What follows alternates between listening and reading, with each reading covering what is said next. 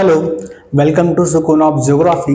आज हम बात करेंगे नॉर्दर्न प्लेन्स की, जो कि फिजिकल फीचर्स ऑफ इंडिया में सेकेंड इम्पॉर्टेंट फिजिकल फीचर है। चलिए शुरू करते हैं। जो नॉर्दर्न प्लेन है ये भारत के उत्तर दिशा में स्थित है, जो कि मेनली 3 रिवर सिस्टम से मिलकर बना हुआ है।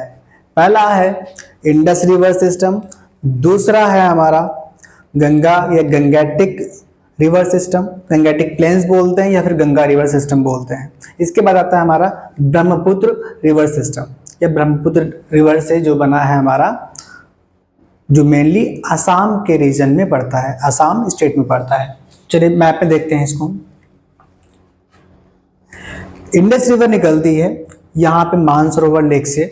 मानसरोवर लेक से निकलने के बाद जम्मू कश्मीर, लद्दाख में इंटर करने के बाद जम्मू कश्मीर, फिर यहाँ से पाकिस्तान में होते हुए अरेबियन सी में गिर जाती है। इसकी ट्रिब्यूटरीज झेलम, चेनाब, रावी, सतलज, बीस, ये सारी नदियाँ मिलकर इंडस रिवर के प्लेन्स को बनाती हैं। इसका विस्तार मेनली पंजाब और हिमाचल प्रदेश के क्षेत्र में पड़ता है और यहीं के प्लेन्स को बोला जाता है इंडस रिवर प्लेन्स। यहाँ पर मेनली 5 रिवर्स हैं। इंडस रिवर की जो मुख्य 5 नदियाँ हैं, यही एक फर्टाइल प्लेन का निर्माण करती हैं, मतलब उर्वरक मैदानों का निर्माण करती हैं, जिसमें से 5 रिवर ये हैं: झेलम, चेनाब, रावी, सतलज, ब्यास, और ये मेन जो रिवर है वो है इंडस रिवर। अच्छा, किसी भी दो नदियों के, मान लो एक ये नदी है और एक ये नदी है, दोनों आके आपस में मिल जाती हैं, तो ये कोई नदी है हमारी और कोई नदी ये है। इन दोनों नदियों के जो बीच का क्षेत्र होगा, ये वाला जो क्षेत्र है, ये वाला, इसे बोलते हैं द्वाब। क्या बोलते हैं? द्वाब।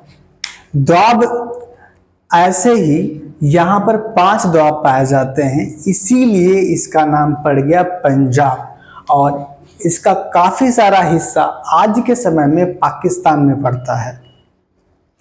ये है हमारा पाकिस्तान में इंडस रिवर का मैदान, और कुछ हिस्सा हमारे पंजाब में पड़ता है और कुछ हिमाचल प्रदेश में पड़ता है। तो ये हो गया हमारा इंडस रिवर सिस्टम के द्वारा बनाया गया प्लेन, इसको इंडस प्लेन के नाम से भी जानते हैं। अगला है हमारा गंगा रिवर। गंगा रिवर हमारे गंगोत्री से निकलकर यहाँ से इस रास्ते होते होते बे ऑफ बंगाल में चली जाती है। इसके बहने की दिशा इस तरफ को है और इसके बहने की दिशा इस तरफ है। ब्रह्मपुत्र नदी इसके बाद आती है। ब्रह्मपुत्र नदी कैलाश रेंज से ही निकलती है और हिमालय के पैरेलल चलती हुई ब्रह्मपुत्र रिवर हमारे अरुणाचल प्रदेश में इंटर करती है। इसके बाद असम से होते होते ये नीचे चली जाती है और गंगा रिवर में मिल जाती है जाकर। तो गंगा रिवर के द्वारा जो बनाया गया प्लेन है उसको बोलते हैं गंगेटिक प्लेन। ब्रह्मपुत्र नदी के द्वारा जो बनाया गया प्लेन है उसको बोलते हैं ब्रह्मपुत्र प्लेन्स। ब्रह्मपुत्र प्लेन्स को असम प्लेन्स के नाम से भी जानते हैं, क्योंकि उसका अधिकतर हिस्सा असम के क्षेत्र में पड़ता है। नंबर 2 पे जो है उसको थोड़ा एलोबरेट कर लेते हैं ताकि उसको हम और अच्छे से समझ पाएँ। गंगा रिवर जब इधर से निकलती है तो इस रास्ते इन्हें कई और नदियां इनमें आकर मिल जाती हैं। जैसे यहीं से निकलती है यमुना नदी, ये वाली है यमुना रिवर। यमुना रिवर उत्तराखंड के यमुनोत्री से निकलकर इलाहाबाद में गंगा नदी से आकर मिल जाती है। फिर इधर हमारे हैं विंध्यन माउंटेन्स। विंध्यन माउंटेन्स से निकलती चंबल, सिंध, बेतवा, केन, और फाइनली मैकाल पर्वत से निकलती है सोन रिवर, जो कि जाके गंगा में मिल जाती है। इनके द्वारा जो बनाया गया प्लेन है उसे हम बोलते हैं गंगेटिक प्लेन।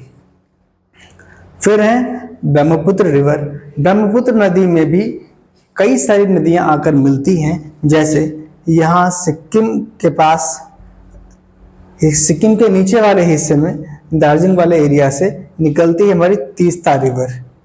तीस्ता रिवर इसमें आके मिल जाती है ब्रह्मपुत्र नदी में, और उसके बाद में गंगा और ब्रह्मपुत्र आपस में मिलती है। उससे पहले यहाँ पर मानस, सुबनसिरी, कामेंग, ये सारी नदियाँ ब्रह्मपुत्र रिवर में मिल जाती हैं और ब्रह्मपुत्र नदी में बहुत ज़्यादा पानी की मात्रा हो जाती है। ब्रह्मपुत्र नदी पर ही यहाँ पर असम में एक है मांजुली आइलैंड। मांजुली आइलैंड दुनिया का सबसे बड़ा रिवराइन डेल्टा है, मतलब नदी पर स्थित डेल्टा। नॉर्दर्न प्लेन इंडिया में 7 लाख स्क्वायर किलोमीटर में फैला हुआ है, जिसकी लंबाई 2400 किलोमीटर वेस्ट से लेके ईस्ट तक। इसके अलावा चौड़ाई जो है, चौड़ाई इसकी 240 किलोमीटर से लेकर 320 किलोमीटर के बीच में है। जिस तरह से हिमालय अपने वेस्टर्न हिस्से में चौड़ा है, उसी तरह से जो नॉर्दर्न प्लेन है वो भी अपने इधर वाले हिस्से में वाइड है, और आगे जाते जाते ये पतले होते चले जाते हैं। फाइनली असम वाले प्लेन्स थोड़े और कम चौड़े हैं, या तो क्योंकि इधर भी माउंटेन्स है, यहाँ पे मेघालय का पठार है, इधर पटकाई बूम, नागालैंड की पहाड़ियाँ, मिजोरम की पहाड़ियाँ, इन सारी पहाड़ियों के बीच में छोटा सा हिस्सा इधर पड़ता है असम के प्लेन्स में, इसीलिए इसकी चौड़ाई भी ज़्यादा नहीं है, कम चौड़ाई है इसकी। इसमें समझने वाली बात और भी है कि जो ड्रेनेज पैटर्न यहाँ पर है, अरावली जो माउंटेन है, अरावली माउंटेन राजस्थान के वेस्टर्न हिस्से में लोकेटेड है, और यहाँ से निकलकर इसकी दिल्ली तक जो रीच है वो पहुँच जाती है, और दिल्ली से लेकर ये अरावली रेंज है एक वाटर डिवाइड का काम करता है। इसीलिए इधर की रिवर्स इधर फ्लो करती हैं और इधर की नदियाँ इधर आती हैं। यहाँ पर जो विंध्यन माउंटेन रेंज है, विंध्यन माउंटेन का स्लोप कुछ इस तरह से बन जाता है, इस तरफ को इधर की नदियाँ जो भी निकलती हैं सब आके गंगा में मिल जाती हैं, और नीचे वाली नदियाँ इधर आके बे ऑफ बंगाल में मिल जाती हैं जाकर। गंगा प्लेन्स को और फर्दर इसमें कई तरह के वेरिएशंस पाए जाते हैं, क्योंकि यहाँ के प्लेन्स बिल्कुल एक तरह के नहीं हैं। यहाँ पे जमा होने वाले सेडिमेंट्स और कुछ और फीचर्स के आधार पर इनको और सब डिवाइड किया जाता है। इनके और सब डिवाइड करने के लिए भाबर, तराई, खादर और बांगर रीजन्स में इनको फर्दर डिवाइड किया गया है। तो आइए समझते हैं इनको। जब कोई नदी पहाड़ों से निकलती है तो अपने साथ में सेडिमेंट्स लाती है, कई सारे छोटे छोटे कंकड़ पत्थर भी ढोकर लाती है, क्योंकि यहाँ पे स्लोप ज़्यादा होता है और नदी का बहाव तेज होने की वजह से इसके इरोजन करने की क्षमता भी ज़्यादा होती है। तो इसलिए अपने साथ साथ में छोटे मोटे कंकड़ पत्थर ला लाकर अपने फुट हिल्स में जमा कर देती है। जहाँ पर ये अपने साथ साथ में कंकड़ पत्थर लाती है और जमा कर देती है, और वहाँ पे स्ट्रीम बहुत चौड़ी ना होकर छोटी होती है, तो इस वजह से यहाँ के जो छोटे मोटे पत्थर हैं, जो छोटे मोटे पेबल्स वगैरह होते हैं, इसकी वजह से जो नदी की मेन स्ट्रीम है वो दिखाई नहीं पड़ती है, और इस जगह को ही भाबर रीजन के नाम से जानते हैं, जो कि शिवालिक के 8 किलोमीटर से लेकर 16 किलोमीटर तक साउथ में पाया जाता है।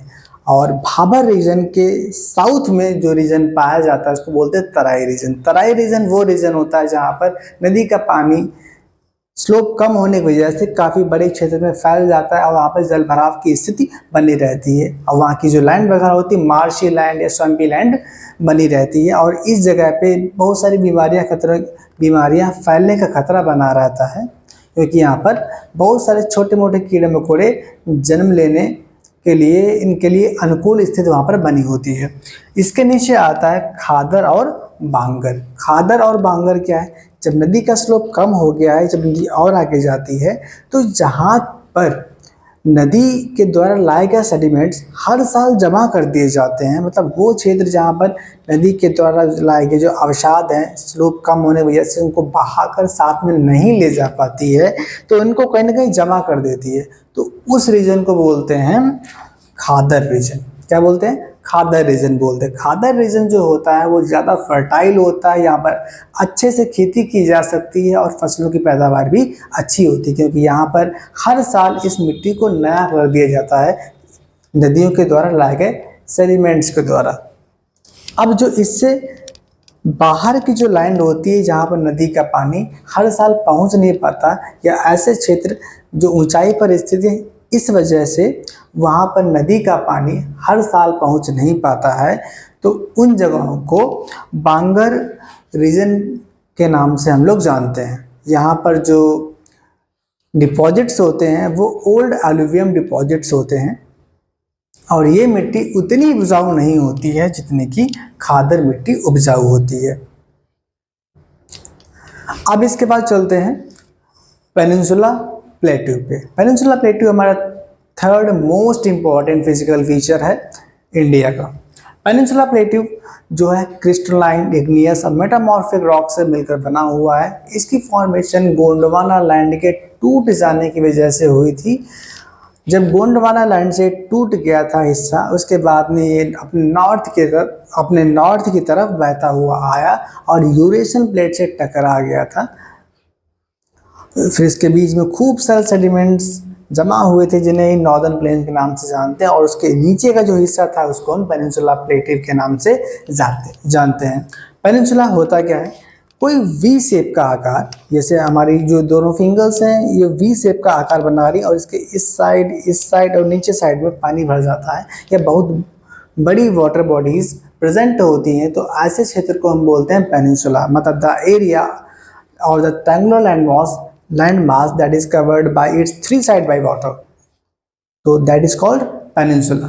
इसीलिए इंडिया का जो लोअर हिस्सा है ये वी शेप का बना हुआ है, और इधर अरेबियन सी, नीचे इधर बे ऑफ बंगाल और नीचे इंडियन ओशन से घिरा हुआ है, इसीलिए बोलते हैं इसको पेनिनसुला। पेनिनसुला इंडिया को दो मेजर पार्ट्स में डिवाइड किया गया है। पहला है सेंट्रल हाईलैंड और दूसरा है हमारा Deccan plateau. Central highland Vindhyachal range से जो नॉर्थ का हिस्सा है उसको बोलते हैं, और इसकी जो वेस्टवर्ड बाउंड्री है वो है अरावली माउंटेन रेंज। इधर अरावली माउंटेन रेंज जो कि इंडिया के नॉर्थ वेस्ट हिस्से में पड़ती है, इसकी वेस्टर्न मोस्ट बाउंड्री है। सदर्न मोस्ट बाउंड्री जो है वो है इसकी Vindhyachal mountain range. Vindhyachal mountain range में ही कैमूर हिल्स हैं। कैमूर हिल्स को एनसीईआरटी किताब में डिनोट करने के लिए कहा गया था, इसलिए मैंने इस डॉट वाले पॉइंट से इसको दिखा दिया है। और इसके सदर्न वाला जो हिस्सा है यहाँ पे बहती है नर्मदा रिवर, और इधर बहती है ताप्ती रिवर। और जो ये वाले हिल्स हैं इन्हें बोलते हैं सतपूर्णा। कॉन्टिन्यूअस ना होकर ये पार्ट्स में टूटा हुआ है। इसी में जो मोस्ट इम्पॉर्टेंट माउंटेन रेंज है वो है महादेव माउंटेन रेंज और Maikal mountain range. Maikal mountain range में ही एक माउंटेन हिल है, इसको बोलते हैं अमरकंटक। अमरकंटक में विंध्याचल माउंटेन रेंज और सतपूर्णा माउंटेन रेंज, सतपूर्णा मैंने गलती से बोल दिया, सतपूर्णा माउंटेन रेंज इसका नाम है। सतपूर्णा माउंटेन रेंज आपस में आके मिल जाते हैं, और यहाँ से नदी बहती है जिसको बोलते हैं सोन रिवर। इधर अब इनको सब डिवाइड करते हैं। सेंट्रल जो हाईलैंड है, सेंट्रल हाईलैंड को और सब डिवाइड कर सकते हैं। सेंट्रल हाईलैंड में जो मेनली हिस्सा पड़ता है वो ये वाला रीजन पड़ता है। इसमें Malwa plateau, Bundelkhand plateau, Baghelkhand plateau. हालांकि बुंदेलखंड प्लेट्यू और बघेलखंड प्लेट्यू इसका ईस्टवर्ड एक्सटेंशन है इसी सेंट्रल हाईलैंड का। और नंबर 4 पे आता है हमारा छोटा नागपुर प्लेट्यू। छोटा नागपुर प्लेट्यू इंडिया का सबसे इम्पॉर्टेंट हिस्सा है। अगर ये ना होता भारत में तो यूँ समझ लो जिस तरह से हम पेट्रोलियम को बाहर से मंगवाते हैं, जबकि पेट्रोलियम के डिपॉजिट इंडिया में पाए जाते हैं बट उतने एबोडेंट मात्रा में नहीं है कि हमारी घर की आवश्यकताओं को पूरा कर सके। घर की आवश्यकता मतलब हमारे देश की आवश्यकताओं को पूरा कर सके लंबे समय तक, इसीलिए पेट्रोलियम को हम लोग बाहर से मंगवाते हैं। और ऐसा ही कुछ हो जाता कोयले के मामले में। कोयला भी हमारे यहाँ पर नहीं मिलता। शुक्र है कि हमारे यहाँ पर छोटा नागपुर प्लेटिव है। छोटा नागपुर प्लेटिव में जो दामोदर वैली है, दामोदर वैली, दामोदर नदी की जो घाटी है, वहाँ पर इंडिया का सबसे बड़ा कोल डिपॉजिट पाया जाता है और लगभग इसी क्षेत्र से पूरे इंडिया में कोल की आपूर्ति की जाती है, मतलब कोयले की आपूर्ति की जाती है। इसके अलावा और छोटे मोटे हिस्से हैं जहाँ पर ये कोयला पाया जाता है। नंबर 4 पे इसको दिखाया गया है। इसके बाद आता है मेघालय प्लेटिव। मेघालय प्लेटिव जो है ये पेनिनसुला प्लेटिव का ही ईस्टर्न मोस्ट एक्सटेंशन है, जो कि मालदा गैप के अलग हो जाने की वजह से ये हमारे मेन पेनिनसुला प्लेटिव से अलग हो गया था, बट ये इसी का पार्ट है। इसमें 3 माउंटेन रेंजेस हैं, गारो हिल्स, खासी हिल्स और जयंतिया हिल्स। ये तीनों एक कीप के आकार की हैं, कॉनिकल शेप में ये यहाँ पर पाई जाती है दोनों हिल्स। इसी की वजह से यहाँ पर जो मानसून यहाँ से इधर चलता है, इसी में जाकर फंस जाता है और जब इनसे टकरा जाते हैं बादल, और इसकी वजह से बहुत ज़्यादा मात्रा में बारिश हो जाती है। इसीलिए यहाँ पर इतनी ज़्यादा बारिश होती है जो वर्ल्ड में सबसे हाईएस्ट है। अब बात करते हैं डेक्कन प्लेटिव की। डेक्कन प्लेटिव को भी दो पार्ट में सब डिवाइड किया गया है। एक पार्ट है नॉर्दर्न डेक्कन प्लेटिव और एक पार्ट है हमारा सदर्न डेक्कन प्लेटिव। सदर्न डेक्कन प्लेटिव नीचे है और नॉर्दर्न डेक्कन प्लेटिव हमारा ऊपर के हिस्से में पाया जाता है। डेक्कन प्लेटिव में जो सॉइल है वो है ब्लैक सॉइल। डेक्कन प्लेटिव का निर्माण भी आज से 135 मिलियन वर्ष पूर्व, मतलब 135 मिलियन ईयर्स अगो इसका निर्माण हो चुका था।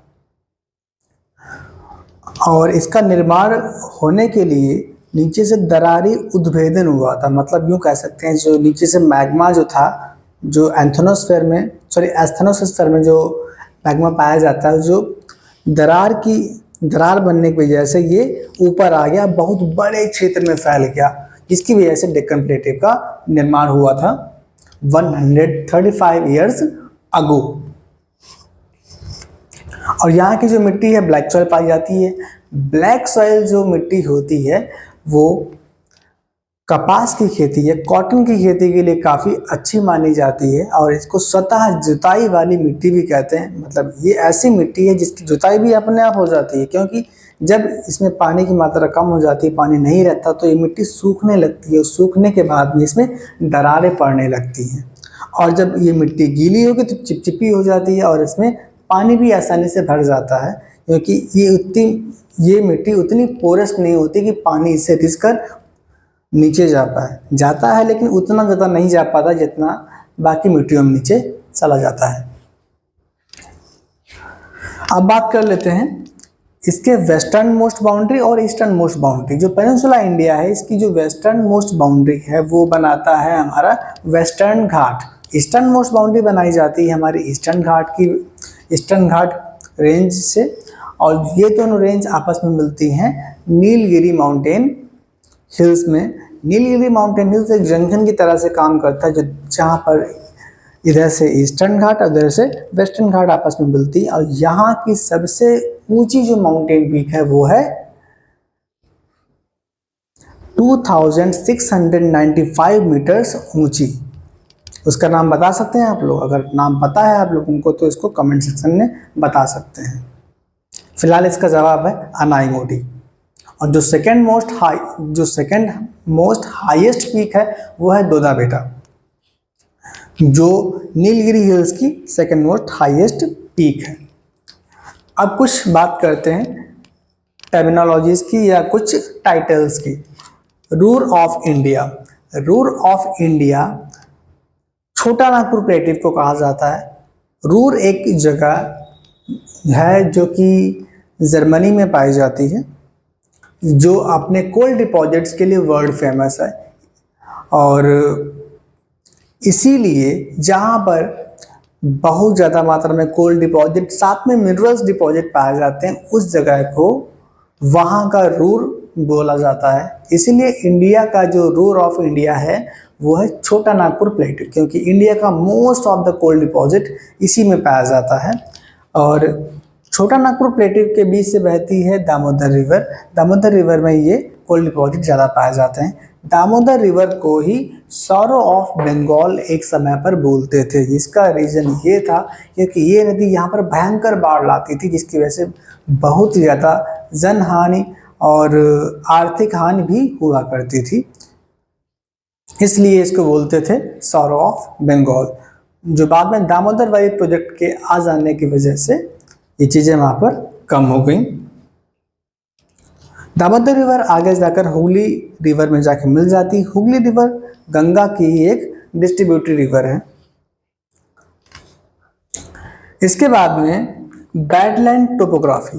बैडलैंड टोपोग्राफी जो इंडिया में पाई जाती है वो चंबल रिवर बेसिन में पाई जाती है।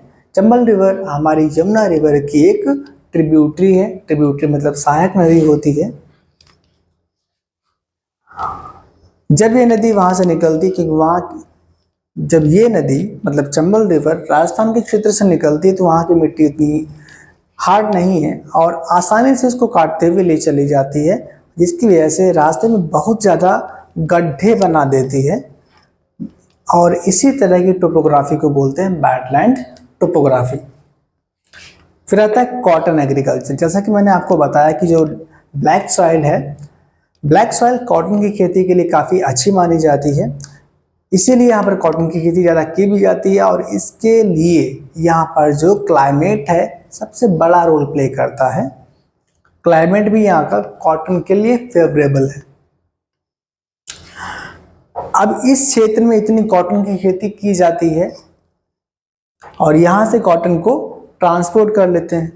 इतना ट्रांसपोर्ट करने के लिए ज़रूरत भी नहीं पड़ता है, क्योंकि ट्रांसपोर्ट के लिए भी सस्ते साधन यहाँ पर उपलब्ध हैं।